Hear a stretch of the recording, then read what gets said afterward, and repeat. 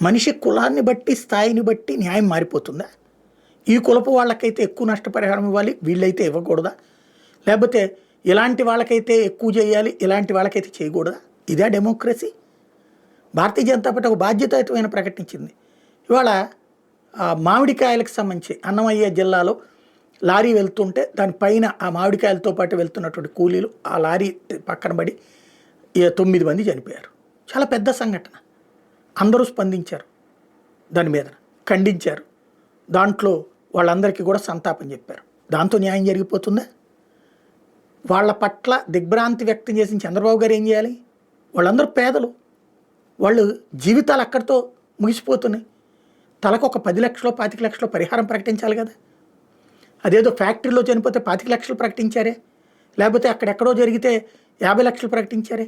ఇక్కడ వీళ్ళకి పేద కుటుంబాలు కదా, తలకు 25 లక్షలు ప్రకటించలేరా? లేదా కనీసం 10 లక్షలు ప్రకటించలేరా? అట్లా పవన్ కళ్యాణ్ గారు దిగ్భ్రాంతి వ్యక్తం చేశారు, సంతాపం వ్యక్తం చేశారు. ఎంత ఇవ్వమని చెప్పాలి కదా. భారతీయ జనతా పార్టీ ఆంధ్రప్రదేశ్ అధ్యక్షుడు మాధవ్ ఆ ఘటన పట్ల దిగ్భ్రాంతి వ్యక్తం చేస్తూ పరిహారాన్ని ప్రకటించాలి వాళ్ళందరికీ, ఆ పేదలకి అన్నటువంటి ప్రకటన చేశారు. చాలా బాధ్యతాయుతమైన ప్రకటన.